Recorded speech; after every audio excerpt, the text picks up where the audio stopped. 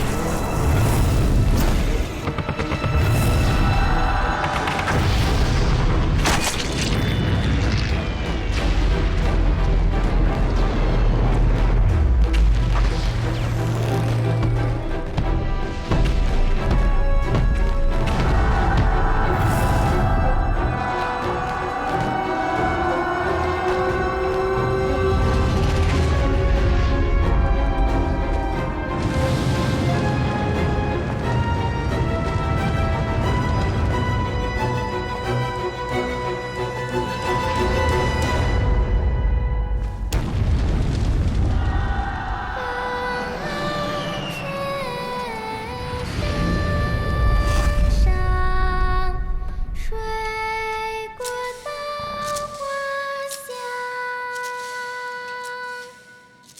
河水映月亮，宝宝睡得香。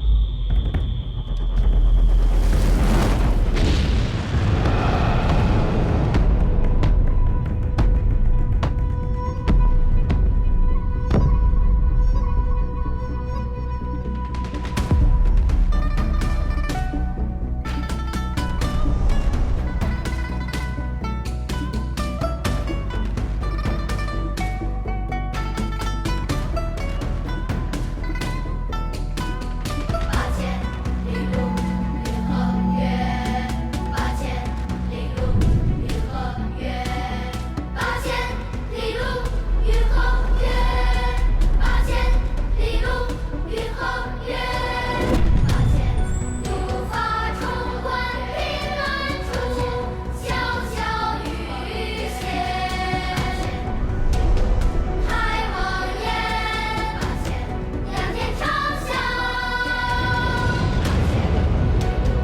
壮怀激烈，壮怀激烈，壮怀激烈，壮怀激烈，壮怀激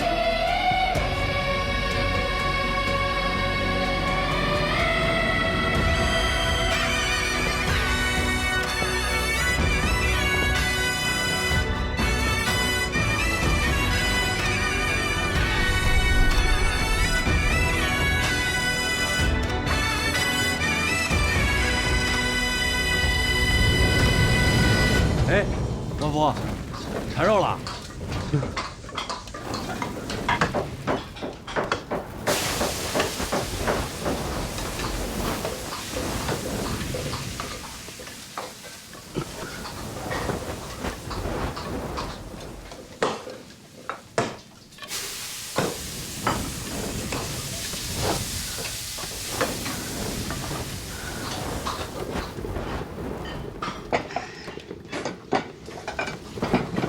嚯！哎呦，好香啊！嘿嘿，还是当年那个味儿。看着这笼屉冒着热气儿，这就是最好的日子。这心里边啊，就是他妈的踏实。起来，来。是，哎，来了。哎，你说这兵荒马乱的，怎么租界的餐馆生意这么好？哎呀，现在这日子呀，可真是叫怪。每天在街上都能看见冻死、饿死的，结果钱挣得比任何时候都要多。尤其是租房跟饭店，你想啊，来了100多万人，都带着全部的家底稀软，一日3餐没地方没锅造饭，那不就便宜了咱饭店了？便宜了谁啊？哎呦，老板，啊，哦，不锅了。您尝尝。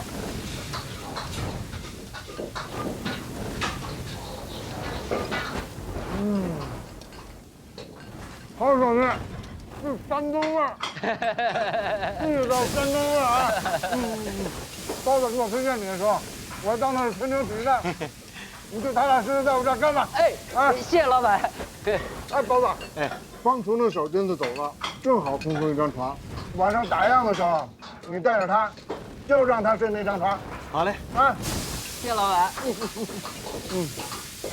山东大包子出锅！哎呀，好嘞，上包子嘞！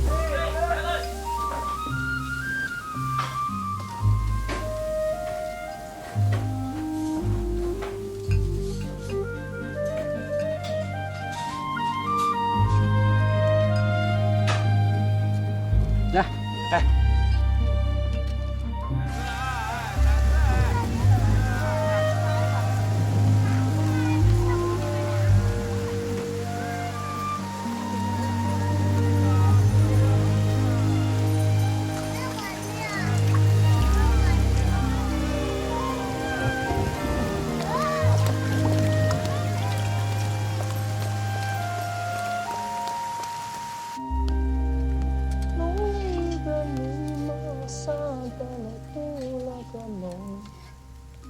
弄到是個三十班風雨，下過公無濃。啊，裤子！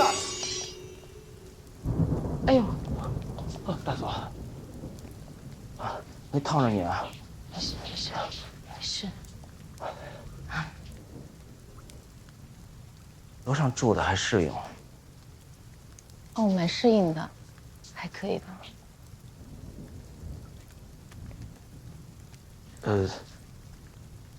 该吃饭了。淑媛，淑媛，饭好了没有？李淑媛，饭好了没有啊？你聋我聋啊啊！说话靠说，不用喊。那这些，你们老张家所有的家底儿了。我刚才在后面估了一下，不是204颗嘛，就是198颗。我给你数数啊。哎呀，你这含着谁呢你？都是在家里数米玩的。什么叫寒碜呀？这4个人吃饭，我不得平均分配呀？那你告诉我，就这么点米，我们该怎么吃？是蒸啊、煮啊、红烧还是溜啊？哦，哎，天上的龙肉还好吃呢，那也得看有没有这本事才能吃了吧？大嫂别走啊！那遇事就躲，可不是大嫂您的作风了吧？大嫂可是向来兵来将挡，水来土掩的。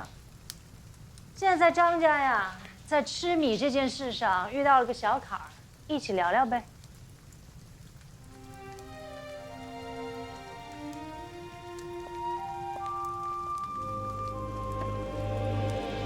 云奇，啊，你也坐。我把这火再弄一下。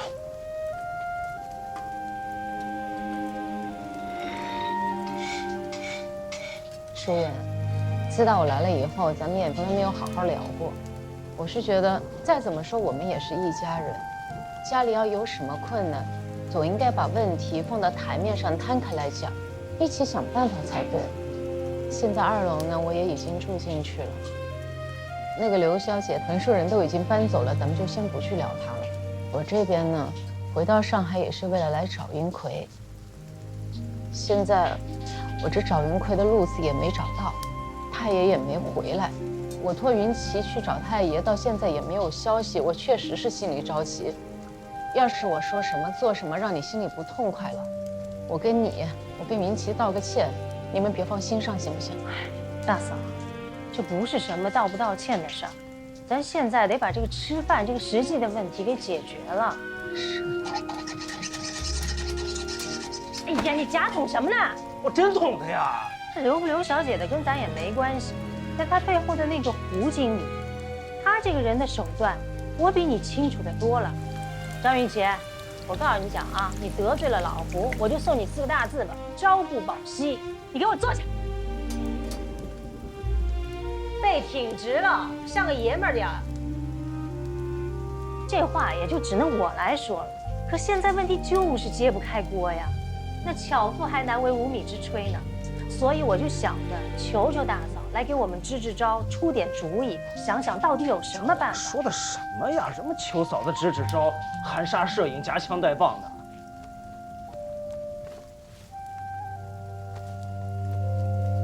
大嫂啊，对不住啊，淑媛说话嘴上没把门的，但是话糙理不糙。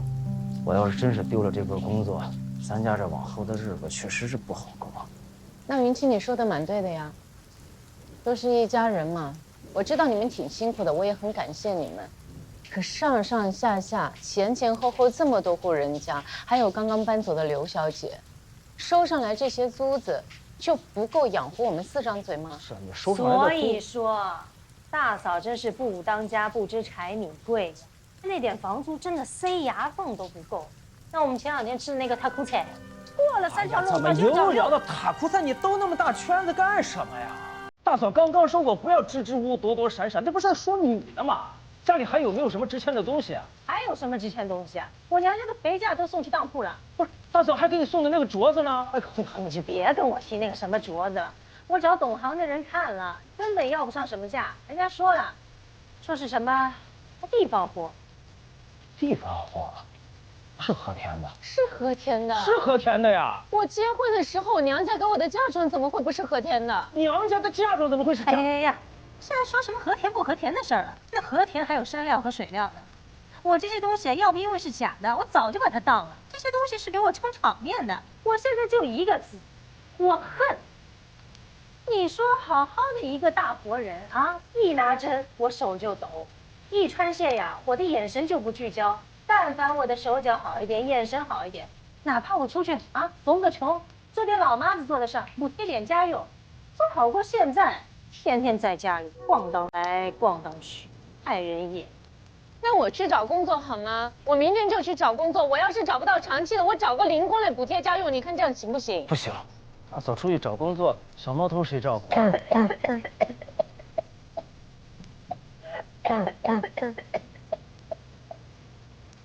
大嫂，你这话，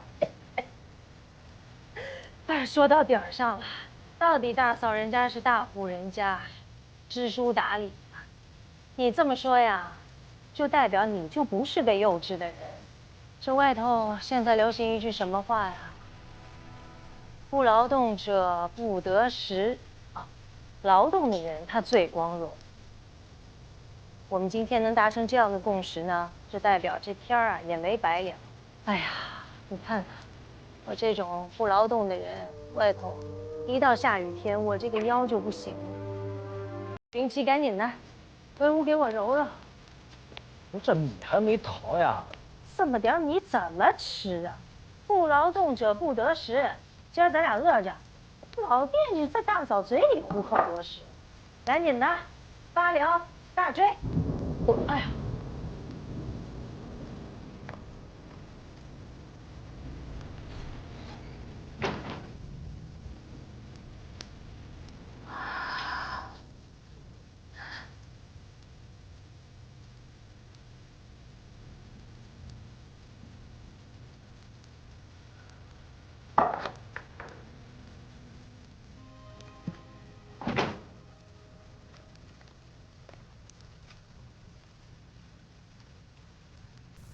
屋里是挺冷的，我把炉子再捅暖和一点。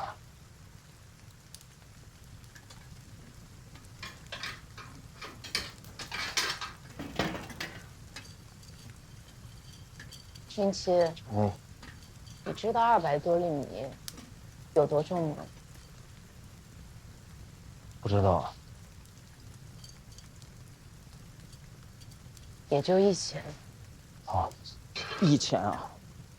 这碗里少说也有2两，大概3、4千粒米的样子，熬个3、4碗粥，也是够了。周远，我去熬粥，就这些米，谁也夺不了谁那一口。做好了叫你们。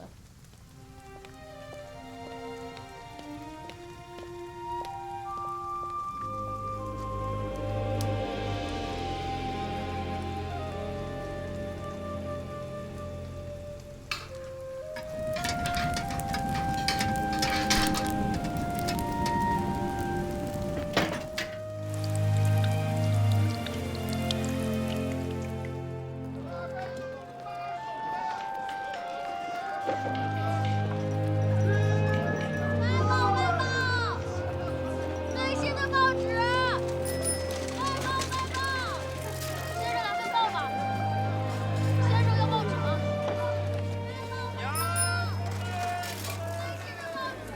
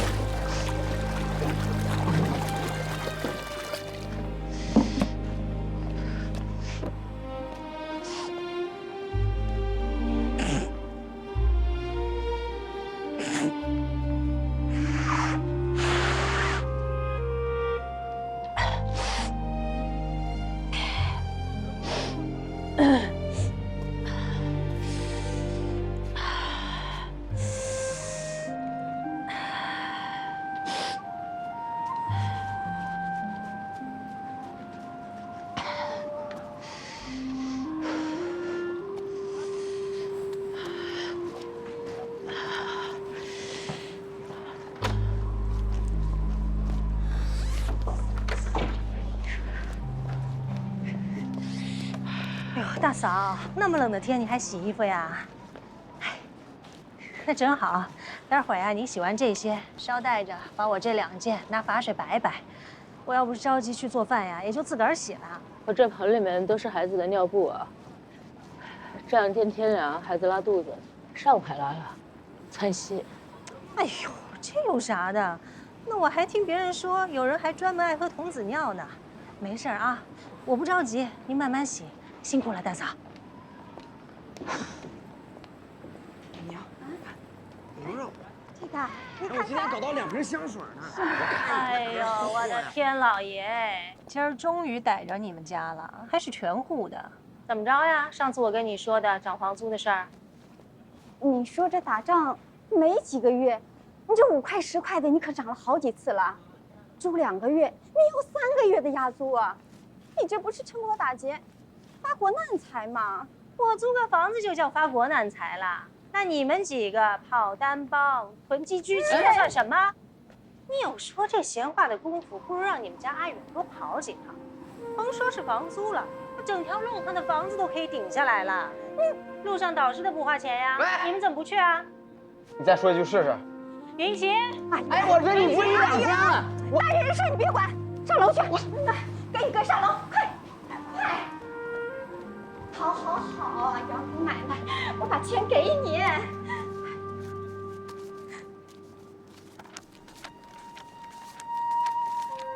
你别抢呀！小年纪冲我喊，论嗓门大，我是你奶奶。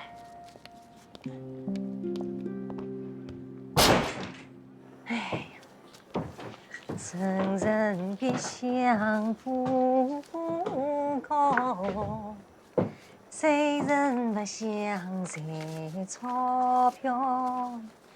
在这里，在哎老呀，你山里不要再嚎了。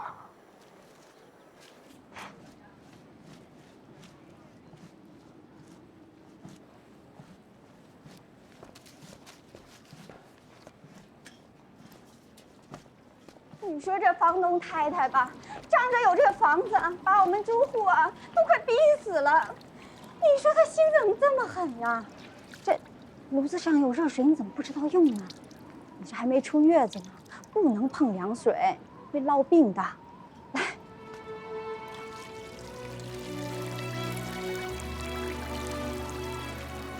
谢谢景娘娘。按理说呀，这水都不该碰。我把这个给你放在炉子上，你接着用啊。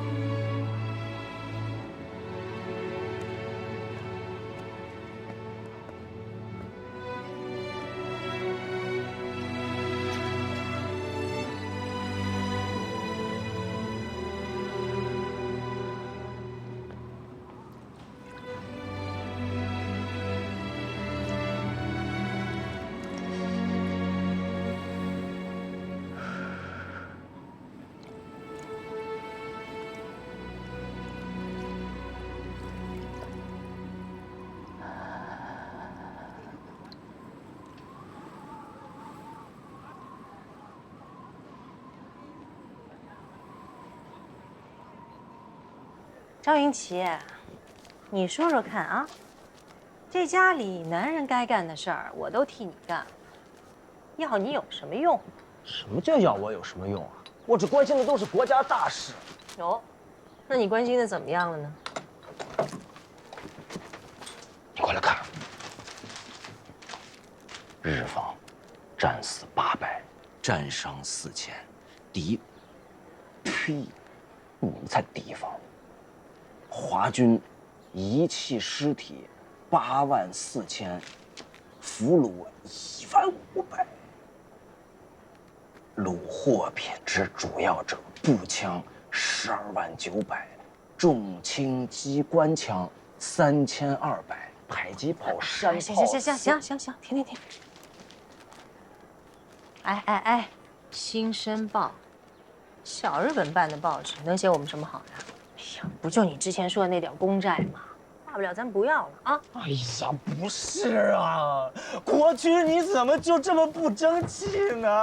啊，说好抗战必胜的呢，那国家这个样子，你让我怎么活呀？张云奇，我嫁给你这么多年，我都不知道你这么爱国呢。一撅屁股我就知道你拉什么屎，你小子一定有事儿瞒着我啊！你现在赶紧坦白，早坦白，你受的罪也少。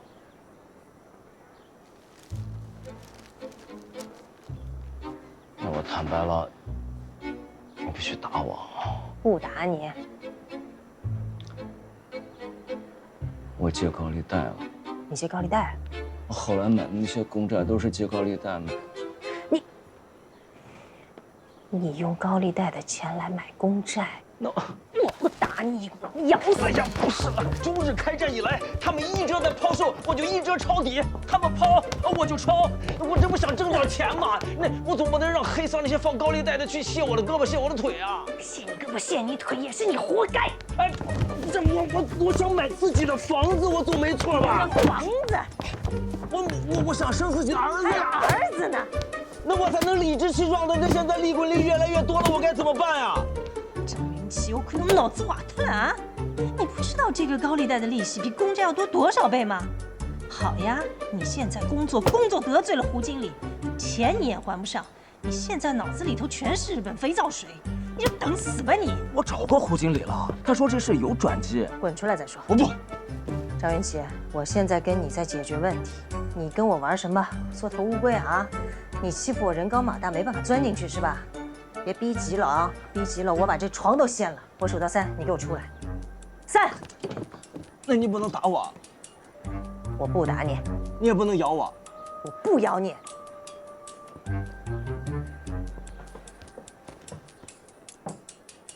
出来。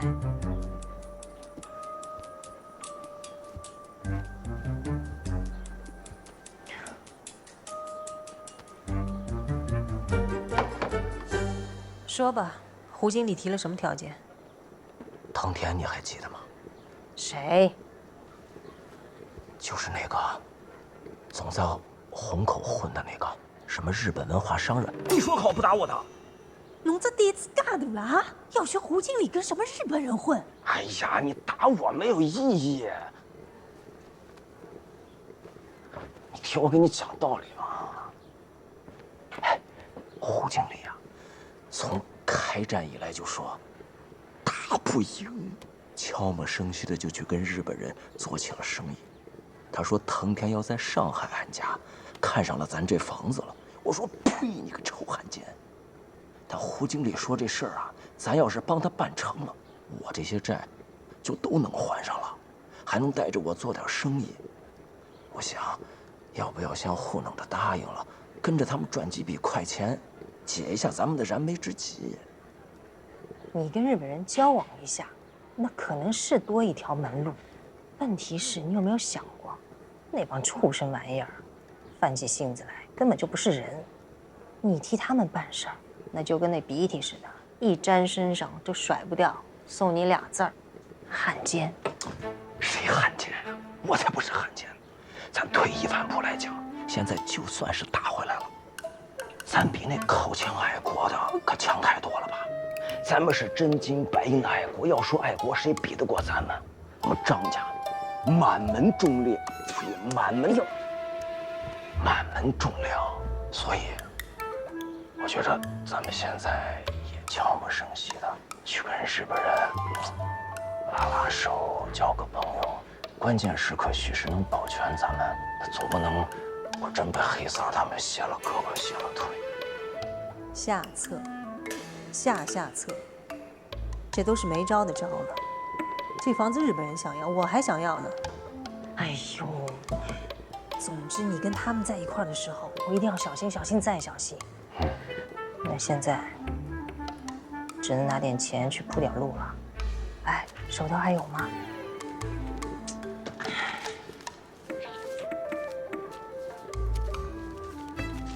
再添点儿。滚！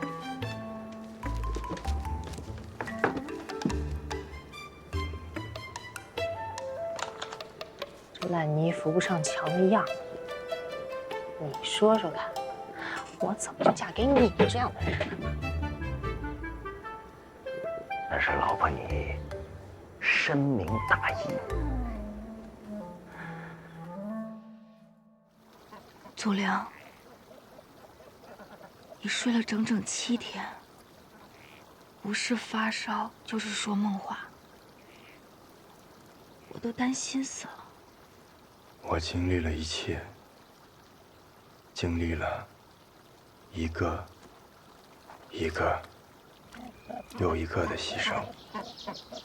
当时我们意气风发的去投军，短短几个月呀，一起投军的同学们就剩我一个了。老孙是我们当中军衔最高的。南京城破那一天，他带着野战医院7、80个伤兵往下关的岸边撤，但是岸边没有一艘能渡江的船，日军步兵45联队包抄了上来。我们一个伤员说：“长官，你是我们当中军衔最高的，你来指挥吧。”老孙哪懂军事啊，他就说了一句话：“弟兄们，跟鬼子打！”据日本人的战报说，中国人不断蜂拥冲来，除了死斗还是死斗，反复斗，血肉横飞，人人称血人。阿光被分到了医院3部，撤退的时候3部没有交通工具，根本不知道往哪里撤。日军冲了进来，对医生、护士还有伤兵采用了无差别的屠杀。他们连子弹都不愿意用，就直接拿刺刀条。阿光冲上去和日本人交涉，连一个字都没说出来，就被日军的刺刀给扎透了。阿光死的时候，手里还握着输液瓶，这是我从一个逃出来的医生朋友那儿听说的。我和小沈都被分到了总院。我们撤到一江门的时候，遇到了溃兵踩踏。小沈护着身后20-30个伤员，大喊着：“兄弟们，我们身后是受伤的弟兄们，你们不要碰他们。”可谁听啊？溃兵像潮水一样从他们身上涌了过去。小沈冲着我大喊，我根本听不清。溃兵散去，我跑过去抱起小沈。小沈已经被踩得没有人样了。我到现在只想知道，小沈到底跟我说了什么。我不怕牺牲，但是我没有办法接受没有价值的牺牲。你觉得什么是价值啊？轰轰烈烈的战死，为国捐躯，死得其所。可是有多少的牺牲是因为荒谬的指挥？南京因为长官不告而走，败军一哄而散，撤退变成了互相踩踏。多少兄弟因为上司的失误白白丢了性命。吴府县、西城县号称东方的马奇诺防线，但是所谓的永久性的钢筋水泥，只有外面一层是水泥，炮弹一轰就垮，里边都是烂了的竹子。除了腐败，还有无能、私心。即使在亡国的危机前，那些上层人物还是改不了他们的做派。祖良，你的信心难道动摇了吗？我不知道，我目睹了太多的事情让我反思。凭着我们的热血和生命，真的能挽救我们的国家吗？我们到底做错了什么？小姐，罗少爷。小月。罗少爷，我就想问一下，打淞沪的时候，你在医院有没有看到87旅的伤员？87旅，谁在里面？就是万福。孟万福跟我结婚前一天去当的兵，就在87旅，旅长叫张云奎。您知道他们的消息？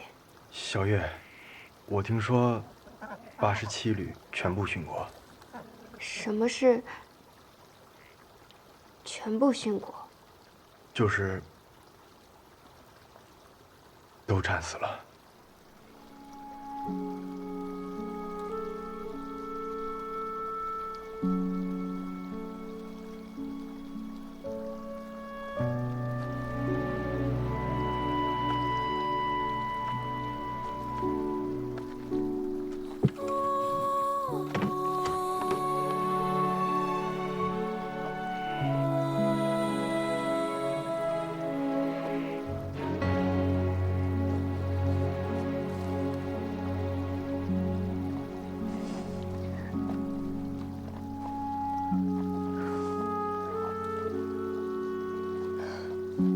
小月，想哭就哭出来，别憋着。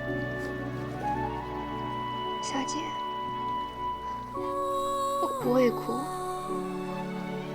我已经哭不出来了。我早就知道会是这样。小月。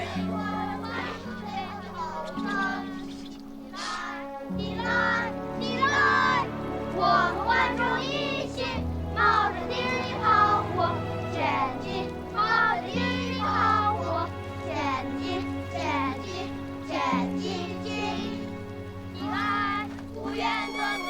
伯伯，这份传单了解一下可以吗？祝我们齐齐唱唱中华民族的哥哥，这份传单请你看一下。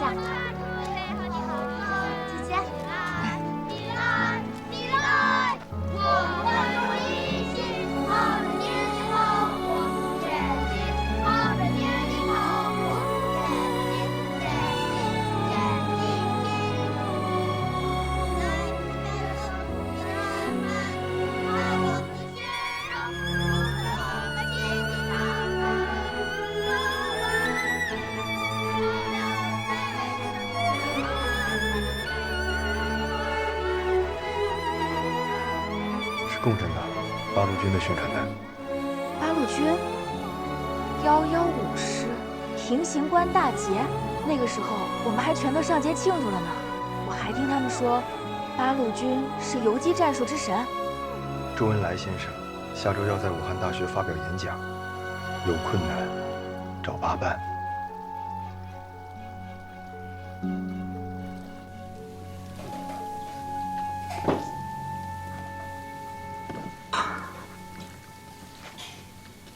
哥，你这是要回去看那个旅长太太啊？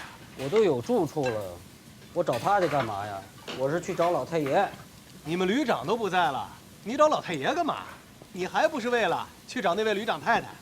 别给我瞎贫啊！人老太爷答应了要给我去武汉找小月的钱，我不找他，我管谁要钱去？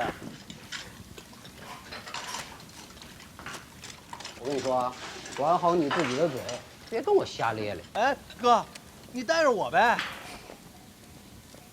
丁律师啊，现在最不缺的就是人手。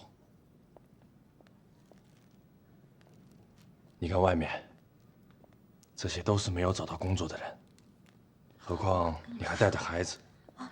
我们这边也不是什么慈善机构，你再到其他地方试试看吧。理解。谢谢。抱歉。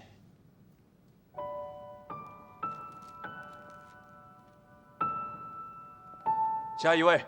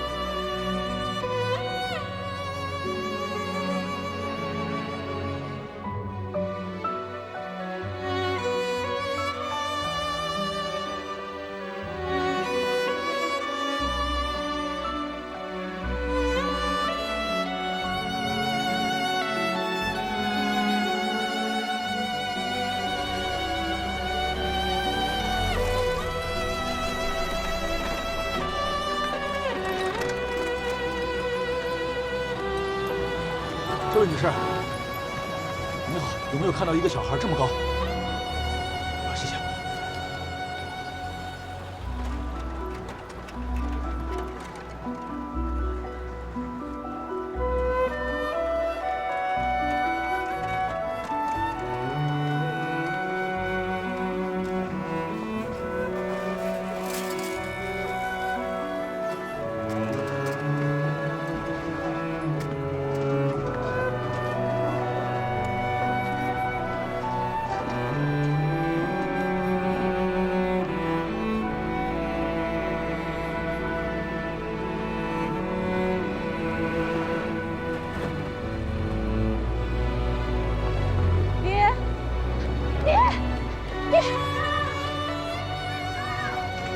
对不起，认错了，对不起，对不起，对不起，对不起。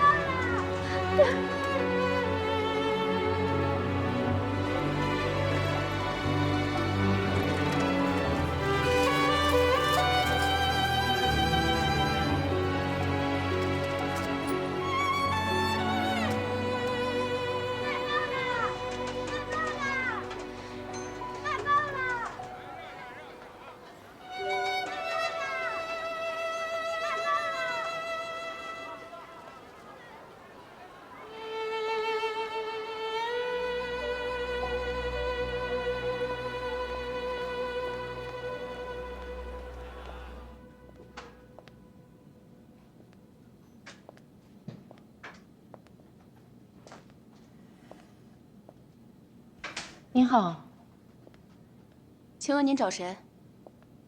您好，请问武建章律师在吗？武律师打官司起步300块法币，你要打什么官司？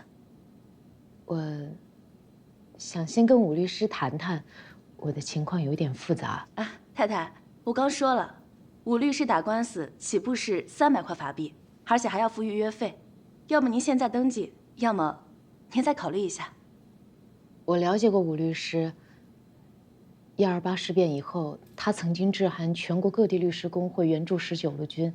淞沪会战爆发以后，他自愿担任救国公债劝募委员会律师分队的队长，出钱出力。我相信。对不起，太太，您刚说了这么多，是想表达什么意思呢？我的丈夫是87旅少将旅长张云奎。太太，你不能这样。我怀里抱着的是他的遗腹子。吴律师，你不能这样。吴律师，太太，你不能这样。吴律师。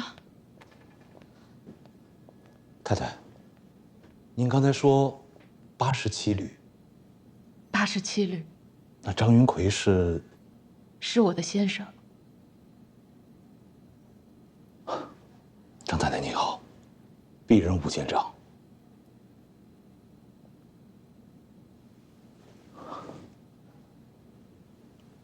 张太太，里面请。谢谢。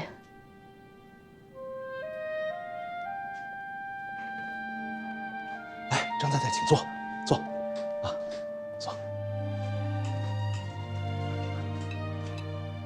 说起来啊，我跟87旅还是很有缘分的。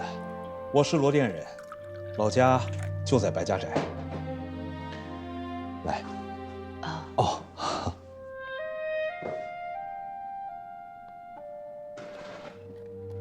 距离87旅的阵地就10几里路。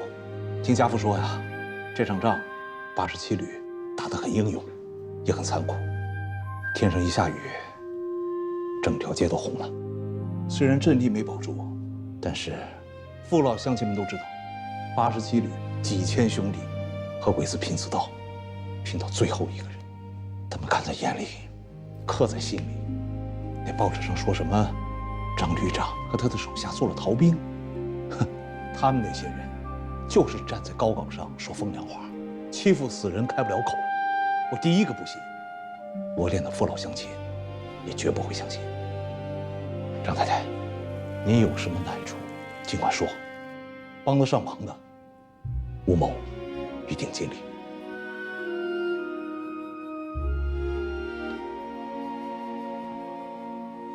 作为罗店人，我代表父老乡亲们，向张旅长，向您，向87旅的全体将士鞠一躬，谢谢。